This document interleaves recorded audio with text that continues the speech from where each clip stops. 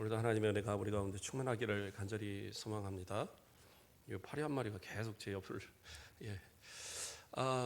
선생님 뭐 아까 얘기하니까 이제 걱정이 되셔서 다른 건 아니고 그냥 자동차가 좀 고장이 났대요. 그래갖고 좀 막히고 그러면서 시간이 늦어서 못 오게 됐다고 뭐 사고 이런 건 아니고 그냥 고장 나서 그랬답니다. 걱정 안 하셔도 됩니다. 자, 오늘 말씀의 내용은 14장에 있는 말씀인데요. 우리가 지난번에 살필 때 1절부터 5절 말씀까지를 보면서 그 어린 양의 또 이름과 하나님의 이름을 그 아버지의 이름을 그 기록된 인침을 받은 그러한 성도들 14만 4천 성도들이 하나님을 찬양하는 그런 내용에 대해서 우리가 이제 살폈습니다. 오늘 본문의 말씀에서는 이 마지막 때에 하나님의 심판을 경고하는 새 천사의 이야기, 그리고 이어서 구원받은 성도들의 그러한 어떤 그 성령께서 증거하시는 그러한 성도들의 모습들, 이러한 모습에 대한 것을 설명하는 그런 내용이에요. 마지막에 또 마지막 그 하나 예수님의 그 추수의 때의 그 심판의 때의 모습을 설명하는 부분은 다음번에 14절부터의 내용은 다음번에 살피도록 하겠습니다. 자, 오늘 본문의 말씀을 보면 6절부터 시작해서 새 천사의 그러한 경고의 말씀이 나와요. 6절의 시작을 보면 또 보니 다른 천사가 이러면서 시작을 합니다. 다른 천사. 그러니까 이 다른 천사라는 의미가 어떤 의미냐? 그런데 이 새 천사들이 다 6절에서도 또 보니 다른 천사가, 그리고 8절에서도 또 다른 천사가, 그리고 9절에서도 또 다른 천사 이렇게 나와요. 그러니까 천사들이 각각 다르다는 의미입니다. 물론 이 앞에서에 나왔던 그러한 여러 천사들과 구별된 다른 천사라는 의미도 되지만 여기서는 이 세 천사들이 각각 다른 천사들이라는 그러한 의미 속에서로도 해석할 수가 있어요. 그래서 어쨌든 앞서에서에 나오지 않았던 천사들이고요, 이 세 명의 천사들이 각각 자신들이 받은 그러한 경고의 말씀을 전합니다. 6절의 말씀에 보면 다른 천사가 공중을 날아가는데 땅에 거주하는 자들 곧 모든 민족과 종족과 방언과 백성에게 전할 영원한 복음을 가졌더라 그래요. 영원한 복음. 그러니까 첫 번째 천사가 선포하는 말씀은 영원한 복음이에요. 그런데 제가 얘기했죠. 이 마지막 때에 하나님의 심판에 대한 경고라고. 근데 왜 경고가 복음인가? 우리가 복음이라고 생각하면 보통 예수 그리스도의 구원, 예수 그리스도를 믿음으로써 구원받는 구원을 생각하잖아요. 근데 여기서의 복음은 그 내용이 좀 달라요. 왜냐하면 바로 이어서 7절에 그가 큰 음성으로 이르되 하나님을 두려워하며 그에게 영광을 돌리라. 이는 그의 심판의 시간이 이르렀음이니 하늘과 땅과 바다와 물의 근원을 만드신 이를 경배하라. 그러니까 창조주 하나님을 향하여서 경배하고, 그렇죠? 영광을 돌린 후 그 하나님을 두려워하라, 곧 경외하라라는 말씀인데, 근데 왜 그렇게 해야 되느냐? 중간에 뭐라고 나와요? 그의 심판의 시간이 이르렀음이니 나와요. 그러니까 하나님의 심판이 곧 임박했다라는 거예요. 다시 말해서 그리스도의 재림, 하나님의 심판의 시간이 지금 임박했다. 그러면 이것은 경고죠. 그런데 여기서 구원에 대한 이야기가 없잖아요. 그런데 왜 이것이 복음이냐? 그래서 이것에 대한 논란도 좀 있어요, 여러 학자들이. 그러나 이 내용은 복음이 맞아요. 왜 복음이 맞냐면 첫째로는 우리 믿는 성도들이 고대하는 그 고대의 날이 고대하는 날이 곧 임박했다는 얘기거든요. 하나님의 심판이 임박하는 그때는 우리 성도들의 모든 고난이 그치는 때이고, 그렇죠? 우리가 이 원수들의 또 사단 마귀의 종들의 시험 받는 그러한 여러 상황에서 구원받는 날이잖아요. 그러니까 예수 그리스도의 구원이란 말을 말하지 않아도 이것은 성도들에게 있어서는 완전한 구원, 저 영원한 천국의 새하늘 새 땅 새 예루살렘에 거하는 완전한 그 축복의 날이 임하는 그 때가 임박했다는 그 말을 지금 하고 있는 거예요. 그렇기 때문에 이것은 성도들에게서도 분명한 복음이 됩니다. 또한 이것이 세상에 믿지 않는 사람들한테도 분명한 복음이 됩니다. 왜냐하면 하나님의 심판을 그들에게 알려줌으로 인해서 그들이 회개할 기회를 주고 있는 거예요. 하나님 앞에 회개해야지 자신의 죄를 자박하고 그리고 예수 그리스도를 믿음으로써 구원받아야지 구원이 있는 거지, 그냥 세상에 살아가는 그 모습대로 살다가 예수 믿지 않고 그냥 하나님 두려운 줄 모르고 그냥 죄 가운데 살면서 앞에서 나왔던, 그렇죠? 13장에서 나온 이야기들이 뭐였어요? 짐승의 그 수, 짐승의 이름의 수를 이마와 그 손에, 오른손에 이 인침을 받은 그들 뭐예요?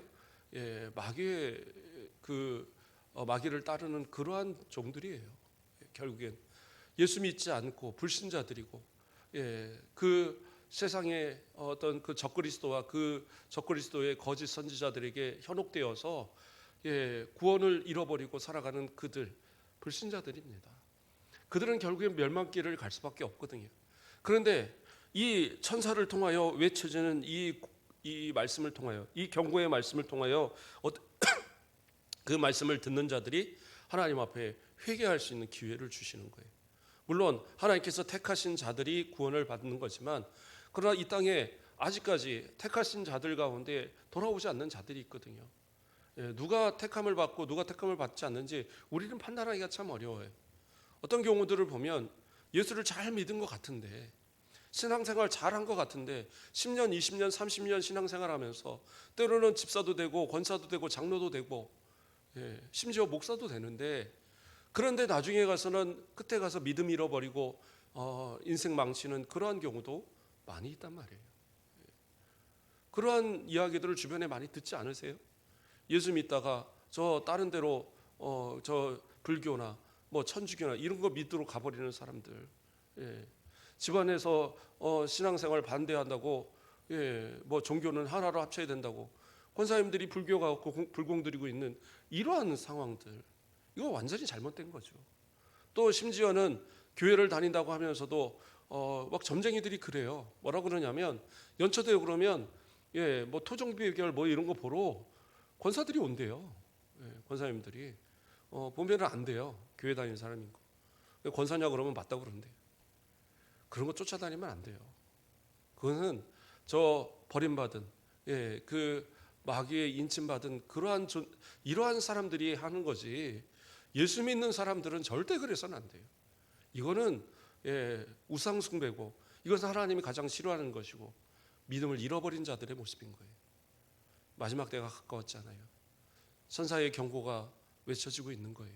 그러면 성도들은 어떻게 해요?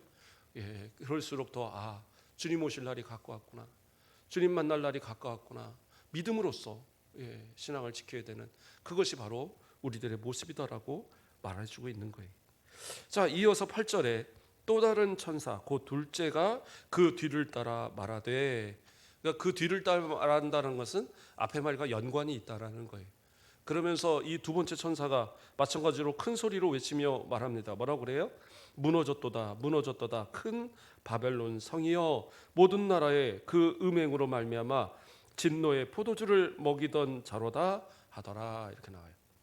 자, 여기서 큰 바벨론 성, 큰 바벨론 성이라는 것은 무슨 의미냐면은, 바벨론 성은 그 말 그대로 바벨론이죠. 바벨론의 수도가 바벨론 성이니까. 그러면 이것이 과거에 멸망당한 그 바벨론을 의미하는 거냐? 그게 아니라 바벨론이 멸망당했던 이유가 뭐예요? 그가 교만해서, 그 바벨론이 교만해져서 하나님의 도구로 쓰였던 그들이 오히려 하나님을 대적하고 또 무자비하게 가진 권한을 행사하다가 결국에는 하나님께서 그들을 심판하신 거거든요. 그래서 이 바벨론은 구약에서도 실제적인 바벨론에 대한 이야기와 더불어서 마지막 때에 심판받을 마귀의 이 악의 권세, 모든 악의 청체라고 표현할까요? 그런 모든 악의 권세를 상징하는 그러한 모습이 바벨론인 거예요. 그래서 여기서 크다라는 의미는 뭐냐면, 그것이 진짜 크다라는 개념보다는 자만했다는 거죠. 자기밖에 모르고 자기만이 가장 높은 것으로 착각하는 그러한 악을 악으로 모르고 악이 최고인 것으로 아는 그러한 이 자만한 악의 이 무리들을 지칭하는 모습이 바로 이 큰 바벨론인 거예요. 그래서 이 큰 바벨론 결국에는 마귀와 그들의 따르는 모든 종들, 결국에 그 모든 악의 이 총책 모든 것이 결국에는 마지막 때에 심판받는다는 거죠. 그래서 하나님께서 결국엔 그들을 심판하실 것이다라는 그러한 이 모든 악을 행한 것을 심판하실 것이다라고 말하고 있는 건데, 그 뒤에서 이야기하죠. 그의 음행으로 말미암아. 그러니까 온갖 타락한 문화, 온갖 타락한 세상의 것들로 인하여서 성도들을 유혹하고 또 세상 사람들을 멸망의 길로 가게 하는 것이 바로 이 악의 세력들이다라고 말하고 있는 거예요. 그러니까 앞에서 그 악한 적그리스도와 거짓 선지자를 따르는 그 인침을 받은 그러한 이 사람들도, 불신자들도 다 결국에는 멸망받을 존재지만, 여기서의 이 바로 이 바벨론, 이 악한 이 바벨론의 이 타락한 문화에 그 뭐라고 할까요? 그에 물들어서 그 악한 세상의 타락한 문화를 따라가는 이러한 모습들, 결국엔 이것도 결국엔 멸망받을 일이라는 거예요.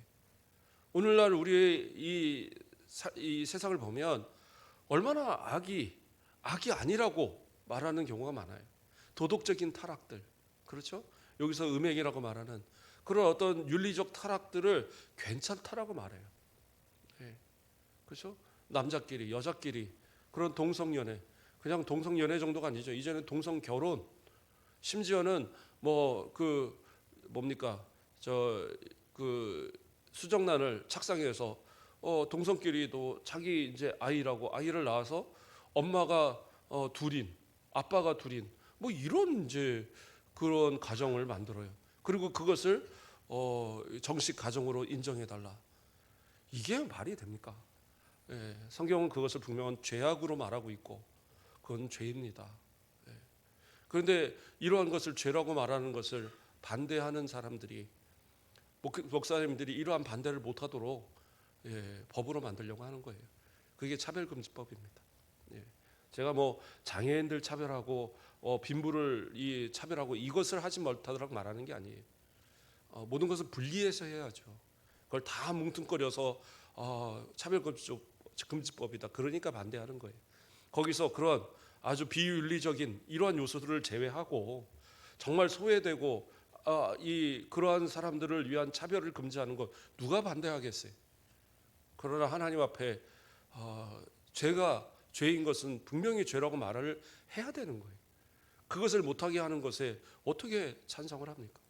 심지어는 성도들도 그것을 찬성하고 나서는 분들이 있어요. 믿음 없는 거예요. 믿음 아닙니다. 그들도 회개하면 다 사랑해야 되고, 그래요. 사랑하고 용서하고 회개하면 다 용서해야죠. 근데 회개는 행동을 따라야 돼요. 자신의 잘못을 깨닫고 그러한 모든 것을 고칠 수 있는 이러한 모습이 되어야지, 고치지 않고 그저 나는 예수 믿는데요, 그 믿음은 가짜인 거예요. 성경은 행함이 없는 믿음은 죽은 믿음이라고 분명하게 말하고 있잖아요. 그러니까 성도들은 확실한, 이럴 수도 있고 저럴 수도 있지, 절대 이런 마음 가져서는 안 돼요. 확실한 마음을 가지고 믿음으로 견고하게 서야 되는 겁니다. 세상은, 마귀는 여러 가지 모습으로 우리를 유혹하거든요. 하나 타협하기 시작하면 그 다음부터는 더 많은 것을 타협해야 되는 것이 세상과의 모습이에요. 자, 말씀으로 돌아가서, 그래서 이러한 음행들, 모든 타락한 문화들, 또 모든 매춘이라든가 여러 이러한 문화들, 결국에는 이 모든 것들이 다 어디로부터 와요? 그 모든 총체적인 악, 이 바벨론을 통해서 오는 거라고 말하고 있는 거예요. 그래서 이것을 따르는 이러한 무리들은 결국에는 어떻게 해요? 다 진노의 포도주를 먹이는 자다. 이거 뭐예요? 하나님의 진노의 포도주를 먹게 만든다라는 거예요. 그러니까 그들이 진노의 포도주를 준다는 게 아니라 하나님의 진노의 포도주, 결국엔 뭐예요? 하나님의 심판을 재촉하는 그러한 모습이 된다라는 거예요. 아무렇지도 않게 그냥 좋은 건데 그러고 어울리고 그러고 이렇게 빠져들다 보면 결국엔 어떻게 해요? 세상 멸망할 때 같이 멸망한단 말이에요. 그러니까 그러한 모습을 갖지 말라고 명확하게 성경은 경고하고 있고 천사의 이 목소리를 통해서 그것을 경고하고 있는 그러한 말씀인 겁니다. 또 이어서 9절에 뭐라고 합니까? 또 다른 천사 곧 셋째가 그 뒤를 따라 큰 음성으로 이르되, 그 뒤를 따른다라는 것은 또 연관이 있다라는 거예요. 예, 뭐라고 그래요? 만일 누구든지 짐승과 그의 우상에게 경배하고 이마에나 손에 표를 받으면 그도 하나님의 진노의 포도주를 마시리니, 이렇게 나오죠. 그렇죠? 그러한 음행과 또 이렇게 우상들의, 또 우상을 따르는 저 거짓 선지자들, 저 적그리스도를 따라서 그렇게 물들어 버린 이러한 사람들은 결국에 어떻게 해요? 다 진노의 잔을 마신다는 거예요. 결국엔 다 멸망하여 지옥 백성 될 수밖에 없다는 것을 이 세 천사가 다 하나같이 지금 이런 것을 전달하고 있는 그러한 내용입니다. 자, 그러면서 이어서 뭐라고 말씀합니까? 그 진노의 잔에 섞인 것이 없이 부은 포도주라. 그렇죠? 진노의 잔인데 그 진노의 잔이 뭐라고 그래요? 섞인 것이 없이 부은 포도주라. 이게 이제 우리 이렇게 보면 이게 뭐 그냥 그런가 보다라고 얘기하는데, 이게 원어를 보면 조금 난해해요, 해석이. 왜냐하면 여기서 부은이라는 단어가 어떤 단어냐면 섞다라는 단어예요. 섞었다라는 단어예요. 예, 섞은 포도주 이런 뜻이에요. 그러니까 그냥 이렇게 잔에다 부었다는 뜻이 아니에요. 그러면 앞에서 뭐라고 그래요? 그럼 말이 안 되잖아요. 그렇죠? 예. 뭐라고 나옵니까? 섞인 것이 없이 부은 포도주. 다시 말하면 뭐예요? 섞인 것이 없이 섞인 포도주, 이렇게 되는 거예요. 그러니까 이게 말이 안 되잖아요. 그러니까 이 해석이 사실은 대단히 난해한 해석입니다. 그런데 이제 대부분의 학자들이 뭐 고민하다가 결론을 낸 것은 뭐냐면, 하나님께서 진노를 내리시되 그 심판을 하시되 쉬지 않고 감하지 않고 계속적으로 심판하신다라는 거예요. 그러니까 다른 것이 전혀 가미되지 않아요. 순수한 하나님의 진노예요. 무슨 얘기냐? 뭐 적당히 이거 뭐 얘는 좀 내가 가까우니까 좀 봐주고, 얘는 뭐 좀 덜한 거니까 덜 심판하고, 이런 게 아니라는 거예요. 진노는 정말 하나님의 공의를 따라서 이 불신자들에게 정말 하나님께서 주시는 이 진노의 잔을 다 마시게 할 건데, 그것이 어느 때 정도 가다가 멈추는 그것이 아니라는 거예요. 전쟁이라는 것도 그렇잖아요. 지금도 뭐 이스라엘과 팔레스타인이 막 끝이지 않을 것처럼 전쟁을 지금 하고 있지만, 이게 결국에는 언젠가는 끝난단 말이에요. 우크라이나나 이 러시아도 전쟁이 있지만 언젠가는 끝나요. 그런데 이 하나님의 진노는 뭐예요? 끝나지 않는다라는 거예요. 이 진노가 모든 사람을, 이 모든 악과 모든 이 불신자들을 멸할 때까지 그치지 않는 진노의 잔이라는 그 의미 속에서 계속적으로 부어지는 진노, 계속적으로 채워지는 진노, 그러한 의미 속에서 섞이지 않은 섞은 포도주다, 이렇게 표현하고 있는 그런 말씀인 거예요. 이해가 되시죠? 예, 그래요. 예, 좀 어렵지만 자, 말씀을 좀 더 깊이 봅니다. 자, 그렇게 해서 이러한 포도주로 결국에는 하나님의 진노가 임할 것인데, 어떻게 해요? 거룩한 천사들 앞과 어린 양 앞에서 불과 유황으로 고난을 받으리니, 불과 유황으로 받는다는 건 뭐예요? 지옥 간다는 거죠. 지옥에 꺼지지 않는 유황, 꺼지지 않는 불, 그 안에서 고통을 당하게 된다는 거예요. 그런데 어떻게 해요? 11절을 보면 그 고난의 연기가 세세토록 올라가리로다. 꺼지지 않는다는 거예요. 앞에서 그 꺼지지 않는 진노처럼, 계속 부어지는 진노처럼 이 지옥의 불도 꺼지지 않고 계속적으로, 그것은 영원토록 있다라는 거예요. 그러니까 지옥에 한번 들어가면 뭐 그 안에서 좀 대충 잘한다고 해서 뭐 이 용서해주고 그런 게 없어요. 이 땅에서 믿음 생활 잘해야 되고 믿음으로 살다가 하나님 앞에 가야지 구원받는 거지, 적당하게 뭐 이렇게 세상과 교회를 반쯤 걸치고 있다가 지옥을 가봐갖고 지옥 여기 별로 마음에 안 드네, 하나님 저 좀 도와주세요, 그러면 천국, 그런 거 아니라는 거예요. 그러니까 저 천주교에서는 성경에도 없는 연옥을 만들어서, 자기들이 만든 교리죠. 그래갖고 그 연옥에다가 믿음 생활 좀 이 불확실하게 했다 싶은 사람은 다 거기 들어갔다고 말한단 말이에요. 그래갖고 거기서 하다가 그러면 예수 못 믿고 죽은 저 어린애기들은 어떻게 해요? 그러냐? 그러면 어린애에게는 림보라고 그래갖고 유아 림보라고 그래서 연옥 밑에다 똑같다 붙여놨어요. 그러면 저 노아 홍수 전에 그렇게 죽은 그런 예수 모르고 이런 사람들은 어떻게 해요? 아 그래? 그러면 이건 선조 림보 해갖고 또 이 연옥 위에다 또 붙여놓고, 그러면서 그 안에서 열심히 또 이 밑에서 사는 사람들이 그 죽은 사람들을 위해서 열심히 면죄부 사주고 헌금을 많이 하고, 그러면 그 공로로 천국 간다. 이렇게 이 거짓말을 하는 이 내용을 만든 데가 천주교예요. 그러니까 이것을 반대해서 이제 나온 것이 우리 기독교가 되는 것이고, 그러니까 이런 역사를 보면 다 이 성경 말씀과 다 연관이 돼요. 그러한 어떠한 이 잘못된 이러한 생각, 성경 분명히 아니더라고 말하고 있어요. 분명하게 불신, 예수 믿지 않으면 지옥 가는 거예요. 세상 그 안에 발 담궈 놓고 살아가면 결국엔 지옥 간단 말이에요.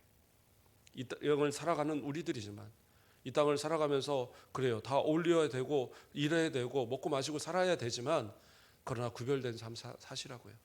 그 짐승의 인을 받지 마시고 예수 그리스도의 하나님의 이름을 인침을 받은 그러한 성도로서 살아가는 이러한 모습이 돼야지 구원을 받는 거예요. 또 이어서 말합니다. 짐승과 그 우상에게 경배하고 그 이름의 표를 받는 자는 누구든지 밤낮 쉼을 얻지 못하리라. 쉼을 얻지 못한다. 이 지옥에서의 모습을 얘기하는 거예요. 천국에서는 밤낮 하나님을 찬양합니다. 천사들도, 또 우리 먼저 간 이 성도들도, 모든 14만 4천 성도들이 다 하나님을 찬양하게 될 거예요. 그런데 뭐예요? 이 지옥에 멸한 저 불과 유황에 처한 그들은 그 뜨거움 속에, 그 괴로움 속에 쉼을 얻지 못한다는 거예요. 안식이 없어요. 계속된 죽음의 고통을 누리며 그렇게 사는 그런 것이 지옥이다라고 말하고 있는 겁니다. 자, 12절부터 13절까지의 말씀은 이제 이 성도들이, 또 믿음으로 산 성도들이 누리게 되는 복에 대해서 이야기합니다. 12절을 보면 성도들의 인내가 여기 있나니 그들은 하나님의 계명과 예수에 대한 믿음을 지키는 자니라, 이렇게 나와요. 이게 무슨 말입니까? 성도들의 인내, 이 인내는 결국에 믿음을 얘기하는 거예요. 끝까지 믿음 잃지 않고 살아가는 그 믿음을 얘기합니다. 그 믿음이 뭐예요? 그 인내가 그들은 하나님의 계명과 예수에 대한 믿음을 지키는 자리다. 하나님의 말씀을 지키고 예수 믿는 믿음을 끝까지 지킨, 끝까지 인내한 그러한 성도들, 그들이 뭐예요? 복이 있다라는 거예요. 이들은 어떠한 사람들입니까? 내가 들으니 하늘에서 음성이 나서 이르되 기록하라. 지금 이후로 주 안에서 죽는 자들은 복이 있도다. 그러니까 이러한 자들은 누구예요? 주 안에서 죽은 자들이에요. 하나님 앞에 저 사단 마귀 따르다가 지옥 간 백성과 달리 예수 믿으면서 인내를 지키면서 저 하나님의 계명과 예수에 대한 믿음을 지키다가 그러다가 죽은 성도들, 이러한 성도들은 어떻게 해요? 다 주 안에서 죽는 자들은 복이 있다라는 거예요. 그런데 여기서 보면 이제 지금 이후로 복이 있다라고 나오잖아요. 그럼 지금 이후로라는 말은 무슨 말입니까? 이 말이 좀 해석이 또 쉽지 않아요. 지금 이후로라는 것은, 그러면 지금 이후로라는 것은 이 말씀을 받은 요한이 이 말씀을 요한계시록을 기록한 이때부터입니까? 아니요. 그러면 그 전에 죽은 순교한, 또 믿음으로 살다가 죽은 사람들은 어떻게 돼요? 그러니까 이 말씀이 좀 난해합니다. 어떤 이제 학자들은 이 원문에서 지금 이후로라는 이 단어가 어디에 들어 있냐면 그 성령이 이르시되라는 그 앞에 있어요. 원래 이 문장에 보면 해석에서는 지금 이후로가 앞으로 왔지만 원래 문장에서는 그 안에 들어 있단 말이에요. 그러면 지금 이후로 주 안에서 죽는 자는 복이 있다 하시며, 그리고 성령이 이르시되 이렇게 그러하다, 그러면서 그러하다 앞에, 그렇죠? 이제 그러하다 앞에 바로 이 그 지금 이후로란 말이 들어가거든요. 그래서 이 말씀을 어떤 이들은 그들이 수고를 그치고 시리니, 그 뭐예요? 죽음을 얘기하는 거잖아요. 그리고 저 영원한 천국에서의 안식을 얻게 되는 이 상황. 그러므로 예수를 믿다가 죽은 그들이 지금부터는 지금 죽은 그들이 복이 있다. 이런 이제 의미로 해석을 하는 거예요. 그렇게 되면 이 말씀이 마지막 대환란 때에 이루어질 그러한 또 이후에 이루어질 심판의 모습들이기 때문에 대환란의 때에 믿음을 지킨 성도들의 죽음을, 그래서 지금 이후로 죽은 자라는 표현을 쓰고 있다. 이렇게 이제 해석을 할 수가 있죠. 이 말도 분명히 일리는 있습니다. 그러나 지금이라는 이 단어가 무조건 뭐 그때에 앞으로 이 대환란 심판 직전에 있을 그 대환란 때에 죽은 그러한 성도들에게만 적용되느냐? 그것은 아니죠. 지금의 우리 모든 성도들도 다 포함하고 있는 거예요. 그러나 특별한 그러한 이 환란, 극한 환란 가운데 믿음을 지키다가 순교한 그들에게 또 특별한 상이 있을 것이다라는 의미로도 해석은 가능합니다. 자, 그러나 어쨌든 주 안에서 죽는 자들은 지금도 마찬가지예요. 뭐 순교를 했건 아니면 믿음을 지키다 끝까지 살다가 잘 먹고 잘 살다 죽었건 믿음을 가지고 살아간 모든 성도들은 결국에는 다 복이 있는 거예요. 그들이 복이 있는 이유가 뭐예요? 예, 그들은 뭡니까? 성령이 이르시되 그러하다 그들이 수고를 그치고 쉬리니 이는 그들이 행할 일이 따름이라. 그들의 행한 일 때문에 그들은 쉬고 그들은 안식을 얻을 거라는 거예요. 그러면 그들의 행한 일이 뭐예요? 앞에서 말한, 그렇죠? 예,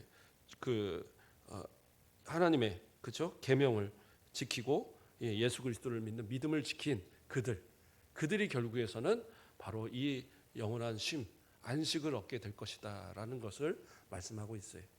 제가 이 장례식이 되면 제가 꼭 이 말씀을 설교를 한 번씩은 합니다.